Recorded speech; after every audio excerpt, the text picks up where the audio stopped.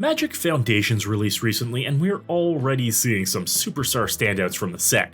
Whether it be absolutely banging reprints like Doubling Season or new format stalwarts like Bloodthirsty Conqueror, this set is a fantastic one for all formats, but especially Commander.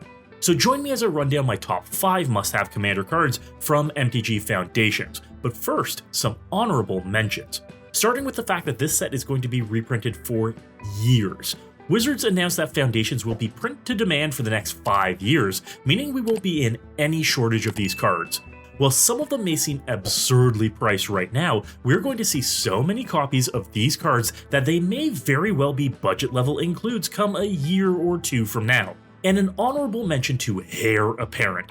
This white any number card is what folks were hoping White's inclusion would be alongside Relentless Rats and Dragon's Approach. And when we saw Knight Templar out of Assassin's Creed, I think we all had a disappointed sigh. But Heir Apparent is a worthy inclusion with Persistent Petitioners and Slime Against Humanity, including a fantastic pun-forward name.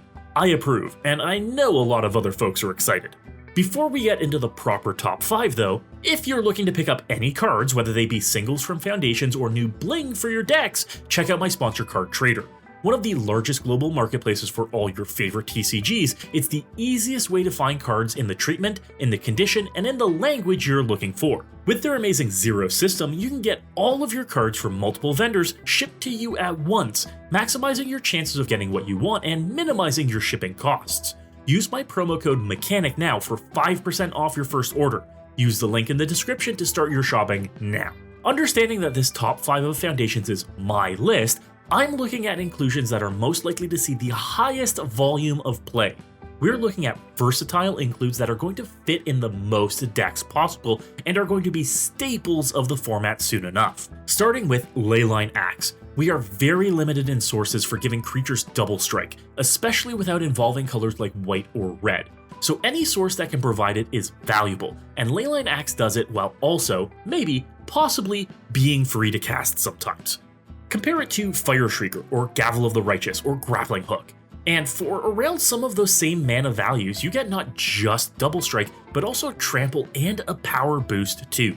For any deck where connecting for combat damage matters, whether it be an Ixal deck, a Shrufus deck, or a Coma deck, this is essentially 2 kinds of evasion on a single equipment that, again, may sometimes be free to cast. I think that this is a new must-have if your deck even smells a little like Voltron, or if your commander attacking is ever a concern. Pick up 3 copies. Next on my list is Banner of Kinship. Door of Destinies is a classic finisher for typal decks, but it relies on you casting creatures of the chosen creature type. But what about creature token strategies? Many typal decks rely on tokens to fill the bulk of their army and make a lot of bodies at once, which makes Door of Destiny slow and awkward as you may only cast a single creature of the chosen type each turn. Banner solves this issue by requiring you just to have creatures of the chosen type in play, retaining the bonus provided even through a board wipe, and getting you it immediately. Meaning playing a banner with just 3 to 4 tokens in play is a massive, persistent buff to your creatures for the rest of the game. And unlike Door, you get the bonus right away, not having to cast the artifact then several creatures afterwards to get the boost. If you have an elf deck, a bunnies deck, a soldier deck, or any token-heavy typal strategy, you are going to slam a banner in there without hesitation. But speaking of hesitation, we have Sire of 7 Deaths. This beefy boy is metal and is my favorite new creature of the set for a lot of reasons. First being the thematic treatment in 7 mana, 7/7 with 7 keywords. It's very, very cool, with a ward cost of 7 life. But this thing is also an absolute terror when it hits the board.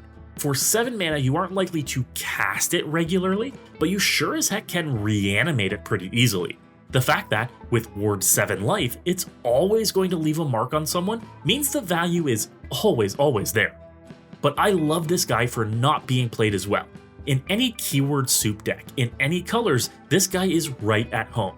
Whether it be Audric, or Cathril, or Indominus Rex, you want a copy of the Sire in your deck to pitch or reanimate and go absolutely hog wild. The fact that any Eldrazi themed deck is going to want a copy of this, along with any colorless deck, means that the Sire fits in a lot of existing decks and only gets better and better over time. This is a superstar in the making and will absolutely have a home in any collection. Next, surprisingly, we have Boltwave. Believe it or not, yes, a 1-mana uncommon sorcery makes it high on my list for a lot of reasons. Chiefly among them because Boltwave is going to see play in a lot of formats, from Commander to Modern to Legacy.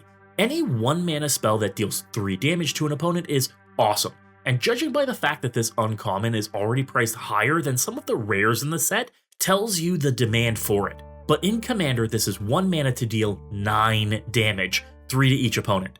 For any deck that cares about spells dealing damage or opponents taking damage, you can't ask for a better value to mana ratio than that. Lots of existing commanders want this effect, from Florian Voldaren Scion to Judith Carnage Connoisseur to Firesong and Sunspeaker. This kind of damage to mana ratio is incredible. Copying it or giving it Storm through a variety of ways makes it a win con on its own at 1/3 the cost or effort of a Lightning Bolt in the same position. But the big win here is for commanders like Neheb the Eternal, where this is a 1-mana ritual that creates 9 mana. That kind of value just plain doesn't exist right now and turns a deck like that up to 11 even faster than it can already operate. This uncommon isn't chaff, folks, hang on to it. Now lastly, my top pick is Blasphemous Edict. I am big on this card, and firmly believe it's the new Blasphemous Act. It's different, for sure, and chances are your commander isn't surviving a cast of the spell like it could with a Blasphemous Act, but the hard fact is that if you absolutely want to blow up the board, this is the way to do it. The hard cast at 5 mana is on rate to make sure each player sacrifices all things unless they're going super wide with their board. But being able to cast for a single mana makes this board wipe where you also get the first opportunity to rebuild, a common problem with board wipes that cost 4+ mana. This belongs in every black deck, and I'm excited to see it become the standard for black board wipes. With Foundations being reprinted as long as it will be, this will be plentiful and affordable. But I also fully expect Edict to be reprinted in just about every black commander precon moving forward. Mark my words, everyone will own a copy of Blasphemous Edict eventually. So what do you think about my top 5? Any standouts from Foundations you feel are must-haves for your commander collection? Let me know in the comments.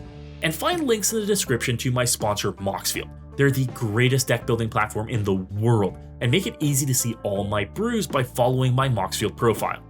Follow it while you're there to never miss any of my decks. And check out my sponsor Card Conduit. If you're looking to sell off cards you aren't using anymore, whether they be cards that don't fit in decks or duplicates from the new set, use Card Conduit. It's the fastest way to sell unsorted cards for any TCG in one place. While you're here, be sure to check out these other videos on the channel. If you made it this far, you have to hit that subscribe button. And as always, folks, good luck and have fun.